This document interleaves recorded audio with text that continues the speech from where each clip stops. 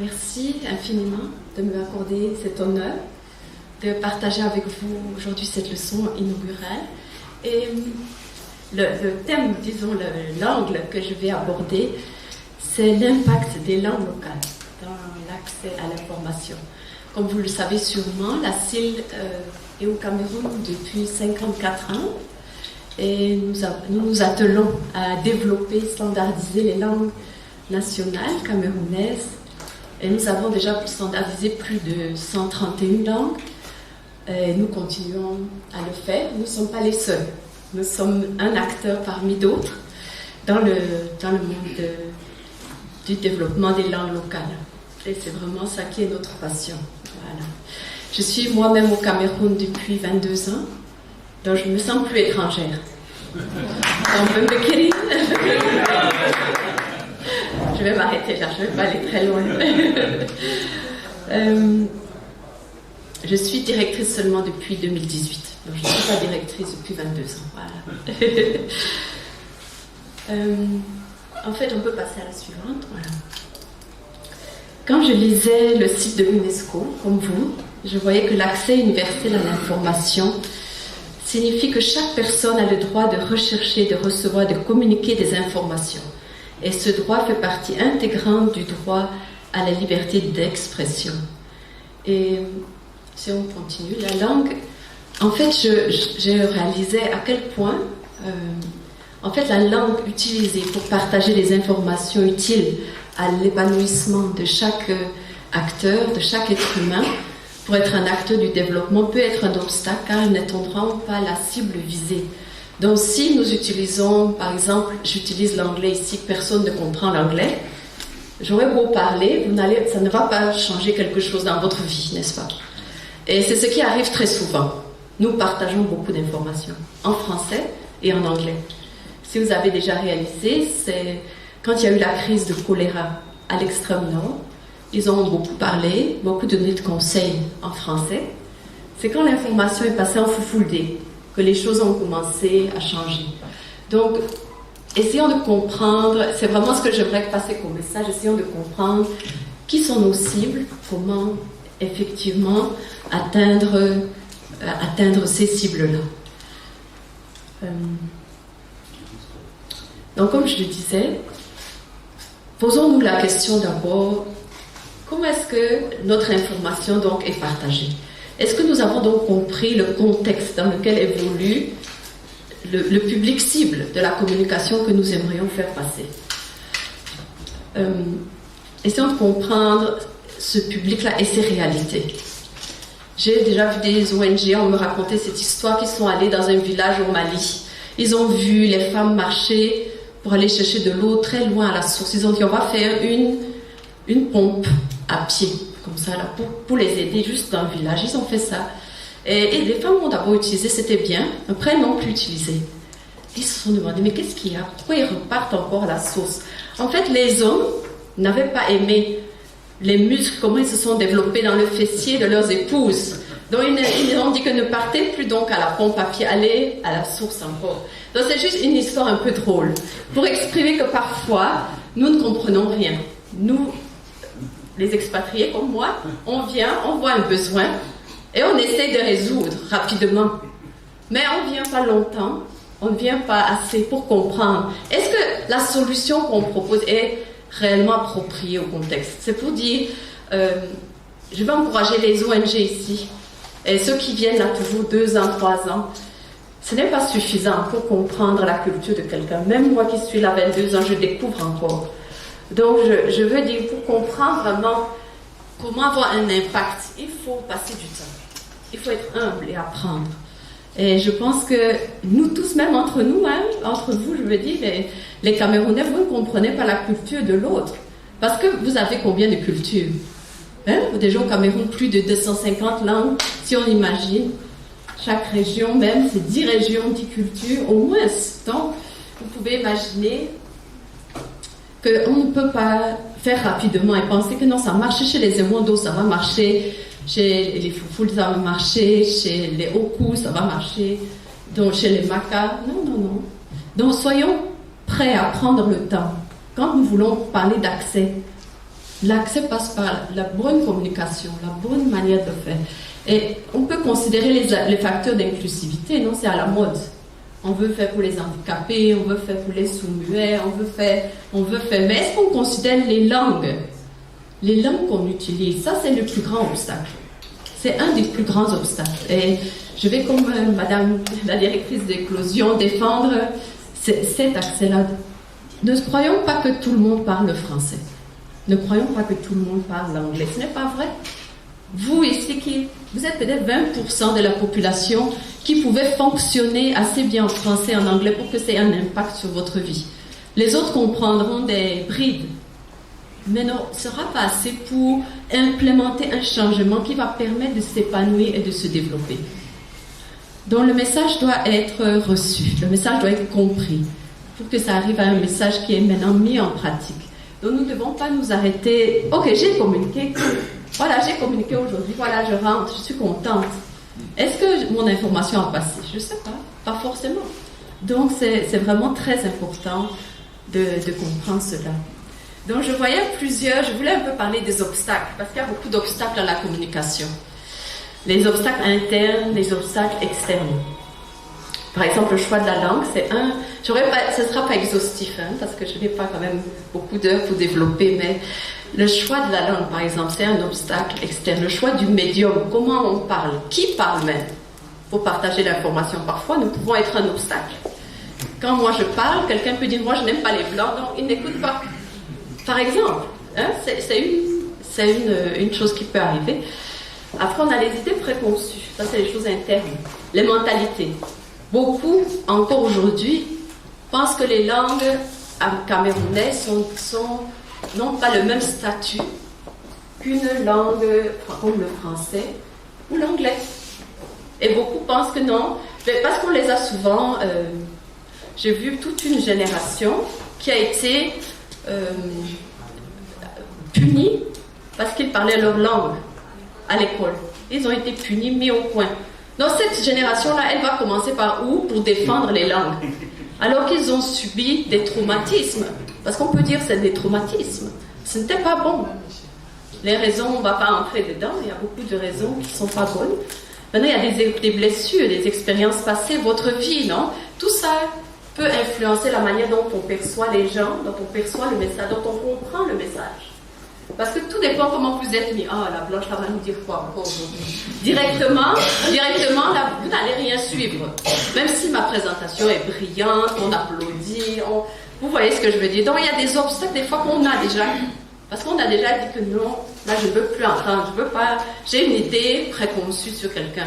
Ou une blessure. Donc, quand j'avais grandi, tel a fait comme si, donc, on se retire. Et je vois ça aussi entre les différentes, parfois, tribus ou langues. Il y a même entre une langue et son dialecte. On a vu, quand on étudiait, qu'il y a des dialectes qui sont appréciés par tous. Tu choisis de développer, on a eu ce problème chez les Macas, on a voulu traduire la Bible, le Nouveau Testament, bref. On a choisi un dialecte de Maca qui n'était pas apprécié par tous. Donc en mi-chemin, on a dû retravailler sur toute la traduction pour que ensuite le produit fini soit accessible et accepté par la population. Donc vous voyez, même avec l'expérience, on peut se tromper. Il y a des fois des sous-dialectes, ça c'est pas moi qui ai décidé, c'est la perception de la population macabre, vous voyez. Donc c'est des choses que, si on va vite, si je veux dire, allons vite, traduire le maca là comme ça, on peut le faire rapidement, mais est-ce qu'on aura choisi le bon moyen, le bon dialogue? Donc il y a aussi le manque de compréhension, bien sûr, les pertes identitaires, etc. Donc je vais aller pas à pas. Donc quand je parlais au choix de la langue, un peu pour parler de ce que nous faisons, donc c'est dans le développement des langues et la traduction de documents, comme le Nouveau Testament et tout autre document pour le développement. Donc nous ne sommes pas juste ciblés sur cela, mais c'est une de nos actions aussi. Donc nous faisons des formations, des consultations. Maintenant nous ne travaillons plus comme avant, où avant peut-être un expatrié part dans un village, il apprend la langue, la culture, et ensuite essaye de traduire, et c'est ce qui est arrivé peut-être dans la communauté de professeurs ici, monsieur, dans la langue Karan, où nous avons travaillé. Les gens ont vécu avec vous, ils ont traduit, et On peut dire qu'ils sont des carents, non? Et ils parlent bien la langue, non? Bon, et cette méthode-là prend énormément de temps, vous pouvez imaginer, mais c'est des anciens projets où peut-être il n'y avait pas encore de personnes capables de mener à bien tout le travail depuis le début, ce qui n'est plus le cas actuellement.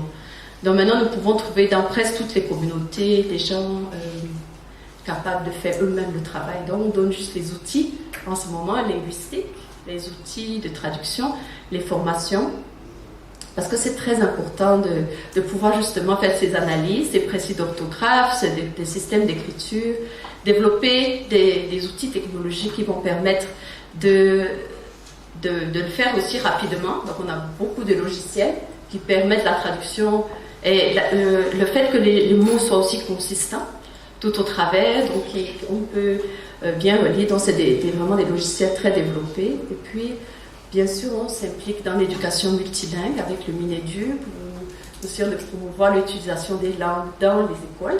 Donc nous aimerions voir des écoles au Cameroun qui commencent en langue locale, la langue du coin, et puis qui transitionnent vers le français ou l'anglais en fonction des régions à partir du début de la primaire, comme ça. Donc, parce que nous pensons que quand la personne apprend dans sa langue, même son niveau de français et d'anglais sera meilleur, en fait, parce qu'il va tout de suite assimiler. Ce ne sera plus des cas d'école où les enfants récitent seulement après le professeur.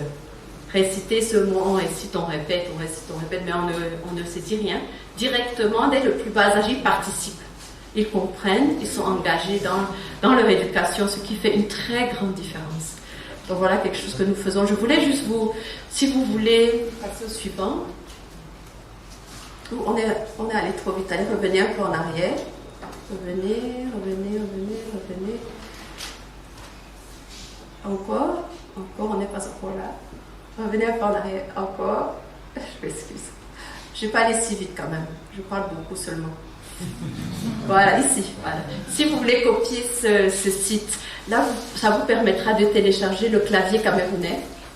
Le clavier camerounais, les polices, qui sont les plus faciles pour transcrire les sons camerounais. Donc, vous pouvez télécharger ça gratuitement sur ce site-là, où il y aura beaucoup d'autres outils. Mais ce qui m'intéressait de souligner vraiment, il y a aussi des outils pour écrire les livres en langue. Ça s'appelle Bloom. Vous pouvez voir les informations sur ce site. Tout ça est gratuit. Donc, vous pouvez télécharger sur téléphone Android et écrire dans vos langues maintenant à partir de votre téléphone avec les sigles qui sont différents. Donc, qui retracent vos sons qui ne sont pas en français et qui ne sont pas en anglais. Voilà. Donc, voilà pour cela. Maintenant, la suite. Le choix du canal, je ne vais pas trop m'attarder sur cela, mais on en a parlé un peu en introduction. C'est important d'utiliser des méthodes participatives, de veiller sur la manière dont on respecte, dont on aborde les populations dans le contexte interculturel, interpersonnel, de bien se comprendre. Et de comprendre, comme je le disais, la culture, l'environnement, de garder vraiment une qualité dans les standards là, pour avoir vraiment une crédibilité et toujours de partager des connaissances. Voilà. Bon, par rapport aux obstacles internes qui nous empêchent de mettre en valeur les langues nationales, on peut aller plus loin, je vais aller pas à pas. Bon, les idées préconçues, souvent, on peut gérer ça en faisant des études de sociolinguistique, faisant un peu d'anthropologie. Donc, prenons le temps de comprendre la cible. Et prenons le temps, et ça, c'est des choses que nous faisons pour essayer de déterminer les choses et parler ensemble. On a beaucoup de problèmes en ce moment d'orthographe. Donc, nous allons dans une population, peut-être nous avons décidé, c'était un orthographe, un linguiste est venu dire voilà l'orthographe de la langue. Maintenant, les populations disent que non, nous, on n'aime pas quand tel son est fait comme ça, nous, on préférait autrement. Et c'est ces discussions qu'il faut avoir. Parce qu'après, qui doit lire? Les populations, n'est-ce pas? Ce n'est pas le linguiste, forcément, parce que le linguiste peut venir d'une autre partie du Cameroun. Donc c'est important d'avoir ces discussions avec les populations, mais aussi que les populations comprennent les principes linguistiques, parce que sinon c'est compliqué. Et après on a vraiment quelque chose d'incohérent qui ne sera pas compris. Voilà, donc il y a toujours ces problématiques aussi que nous, comme je l'expliquais tout à l'heure, que nous rencontrons.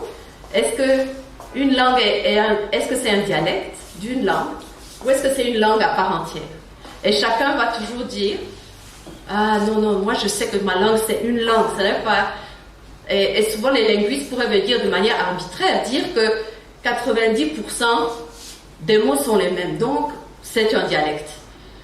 Pourtant, il y a des raisons des fois sociales qui font qu'on devrait considérer ça comme une langue, parce que sinon, personne ne va donc lire. Donc il faut trouver ces terrains d'entente. C'est pour ça qu'on ne peut pas dire les linguistes peuvent tout décider, aller, etc. Donc ça, c'est des problèmes vraiment qu'on rencontre vraiment sur le terrain. Depuis qu'il y a eu beaucoup plus de crises d'insécurité dans le pays, nous avons rencontré beaucoup de populations traumatisées. Et donc nous avons dû développer de nouvelles stratégies parce que, en fait, ne pas adresser le problème de traumatisme, c'est une façon de dire non au développement, parce qu'une personne traumatisée ne peut pas se développer, ne peut pas apprendre, ne peut pas évoluer. Donc si nous disons vraiment, nous ignorons ce problème, non, c'est pas grave, il faut s'en remettre, tout le monde souffre, on peut généraliser, mais si l'on l'ignore, en fait, il n'y aura pas de développement. Donc soyons, ça nous prend plus de temps pour faire le travail, parce que nous voulons d'abord écouter les populations, leur donner de quoi guérir, des stratégies pour guérir, pour pardonner, pour continuer à vivre. Et maintenant, en se retrouvant, parce qu'il faut la restauration non seulement émotionnelle, mais aussi physique. Donc nous développons des partenariats pour que ces populations aient aussi quelque chose pour retrouver. Le problème, c'est que la crise n'est pas finie. Donc c'est plus se bâtir cette résilience pour qu'ils puissent rentrer et encore faire face à ces choses, mais avec un cœur plus paisible. Et c'est ensuite ces groupes que nous avons de guérison, des groupes d'écoute, comme nous les appelons, nous pouvons continuer avec l'alphabétisation, continuer avec le développement communautaire, avec eux, petit à petit. Mais c'est important, s'il vous plaît, si vous pouvez entendre mon cœur là, c'est important de ne pas minimiser cela. Et je crois que notre sœur du Congo ici peut vraiment comprendre ce que je dis. Parce qu'à un moment, il faut sortir de ce contexte-là pour pouvoir vraiment avancer. Parce que quand on est, chaque jour, on ne sait pas si on va vivre, si on va manger, est-ce qu'on peut apprendre quelque chose de nouveau, non? Donc c'est très important de ne pas négliger cela. Donc ensuite, parfois c'est traduit, un livre est traduit, mais maintenant personne ne peut comprendre l'alphabet. Donc il y a toute une éducation qui vient, l'alphabétisation, les outils aussi de promotion. Donc c'est pour ça qu'il faut toujours mêler la technologie. Il ne faut pas avoir peur. Les bibliothécaires peuvent avoir peur que s'il n'y a plus les livres, si tout va en ligne, est-ce qu'il y aura encore les bibliothèques? C'est une peur. Parfois, est-ce qu'on va chômer? Mais je crois que nous, on a plutôt vu ça comme ça. Quand on a mis des choses orales, des films, des enregistrements oraux, les gens disent « Ah, maintenant je veux lire ». Donc ça a plutôt créé cet engouement et ce coup à vouloir maintenant prendre le manuel et commencer à lire. Donc je crois qu'il faut utiliser les technologies à bon escient pour que ça favorise la lecture. Et je crois que ça va vous aider, à chacun de nous, à rester dans le travail. C'est vrai que peut-être des gens ne viennent plus à la bibliothèque autant, mais même l'achat de livres en ligne ou la lecture de livres en ligne, il faut voir comment monétiser cela, mais aussi, beaucoup d'entre nous préfèrent le papier quand même. En tout cas, c'est ce que je vois. Pour même lire des longs ouvrages, n'est-ce pas? Quand c'est déjà long, c'est difficile de... Donc tous ces efforts d'éducation seront éducation formelle, non formelle. Je ne sais pas s'il me suit, il ne me suit plus là, je m'excuse, il faut avancer. Voilà, avancer encore. Voilà, c'est ici. On continue. On peut passer au suivant. Je parlais de la perte d'identité parce que malheureusement, il y a des langues camerounaises qui sont déjà mortes. Et il n'y a plus de personnes qui parlent cette langue. Déjà 9 au moins. Et il y en a d'autres qui sont sur cette voie-là de mourir. Et nous devons comprendre qu'il faut documenter ces langues. Il y a des langues qui vont vraiment mourir parce que même les populations ne les valorisent plus et n'ont plus le désir. Donc je voudrais montrer ce schéma, si vous passez au suivant, qui est cette échelle pour comprendre. Donc si votre langue est tout en haut, c'est comme le français et l'anglais, qui est utilisé comme médium d'éducation. En classe, on étudie avec le français et l'anglais. Il n'y a aucun risque, la langue va rester. Maintenant, il y a des livres, il y a beaucoup de matériel. Mais si vous regardez en bas, si vous voyez progressivement, dès que la langue n'est plus enseignée aux enfants, dès que vous ne parlez plus votre langue à vos enfants, elle est sur la voie du déclin, parce qu'elle n'est plus vitale. Donc on doit apprendre à comprendre que la transmission doit se faire de génération en génération. Et comprendre que la langue véhicule votre culture et votre identité.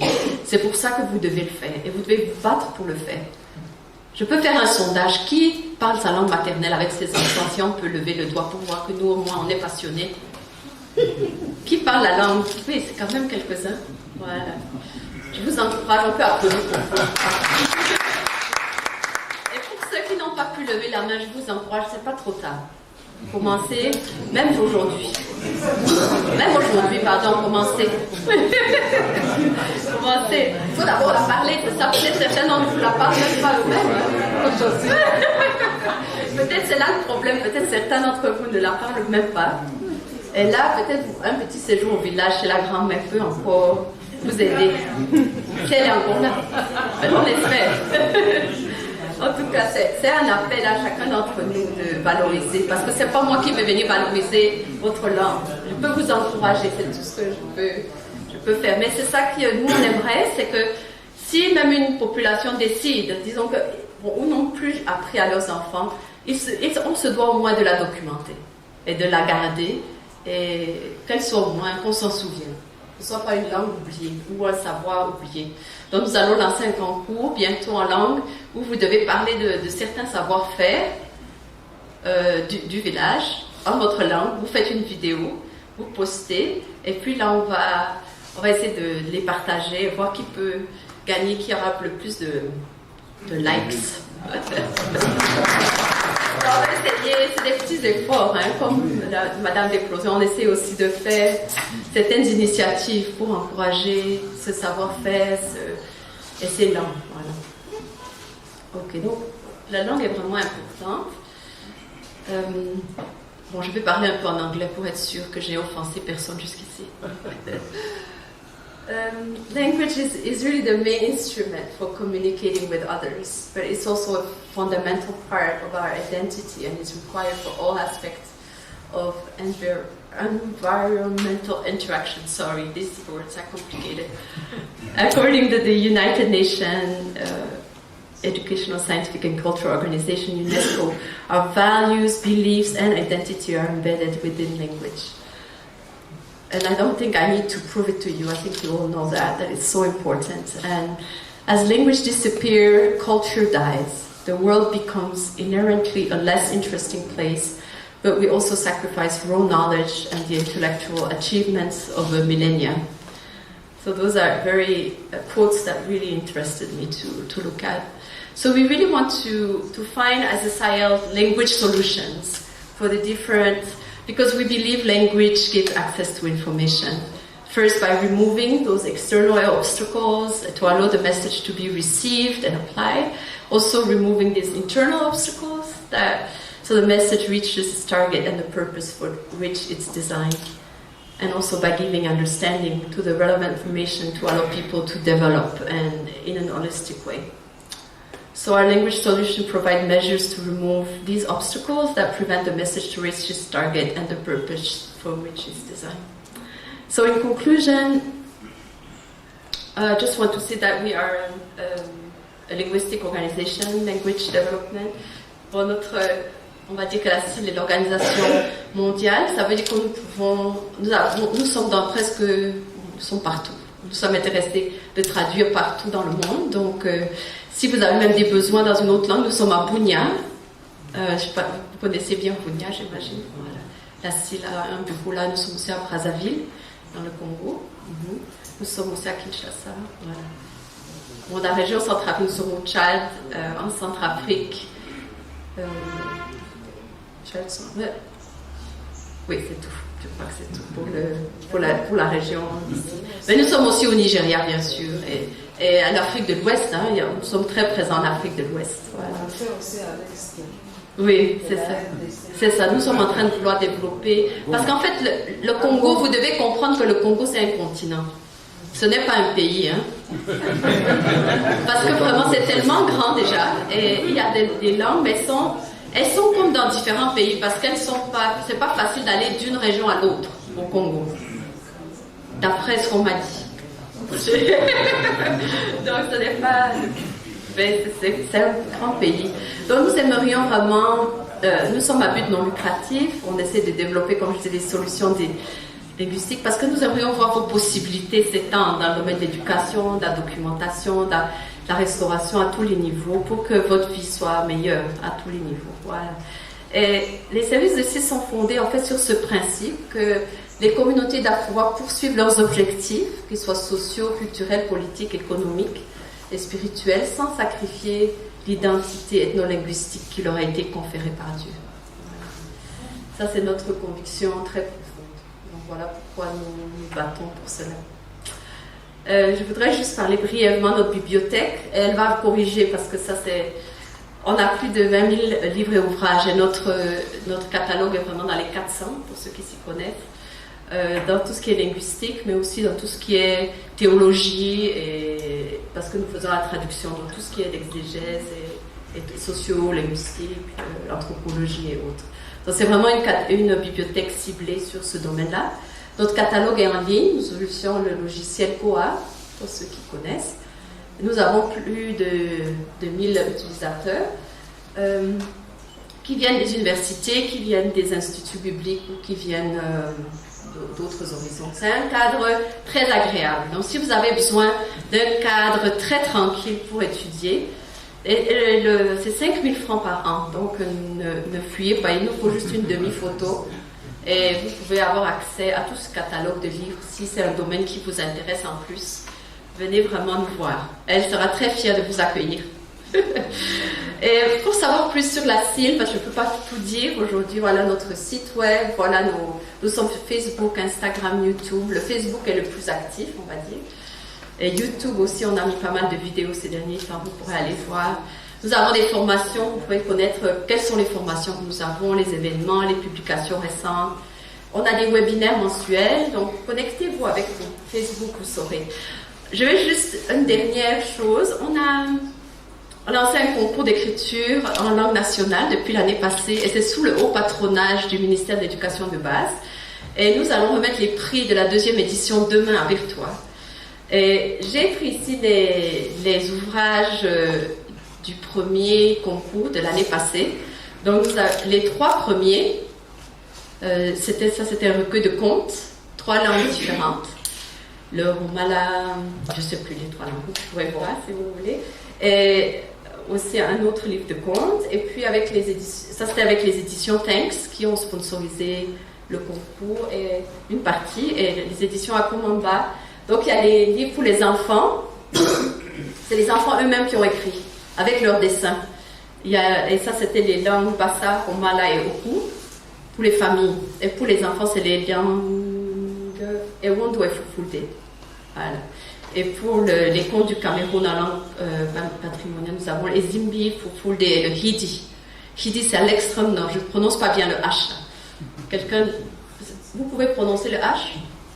Hidi? C'est ça. Il va vous dire comment on prononce la langue. Donc, si rapidement vous avez les codes QR, vous pouvez, si tu passes jusqu'à la fin, s'il te plaît. Voilà. Donc, juste avant, voilà. Donc, ici, c'est tout ce qui est disponible, disons, au niveau des audios, du genre Film Jésus, en vos langues. Donc, vous tapez juste votre langue, ou le pays, et puis vous verrez toutes les langues disponibles. Quand vous cliquez, vous verrez la liste des documents disponibles. Ça doit être des films, ça doit être des documents écrits. Si c'est le Nouveau Testament est là, c'est disponible. Vous cliquez juste et vous avez accès à tous les documents qui sont sous forme audio écrite. Et puis notre idée, c'est que bientôt nous aurons un WhatsApp quand vous cliquez pour nous contacter pour le document écrit. Voilà. Mais contactez-nous, si vous voyez votre langue, c'est qu'il y a quelque chose. Donc contactez-nous, on va vous donner accès, soit sur votre téléphone, soit voilà, de tous ces documents. Donc voilà, s'il y a des questions. Mais déjà, je vous remercie pour votre aimable attention et je vous remercie de soutenir le développement des langues camerounaises pour un meilleur accès à l'information.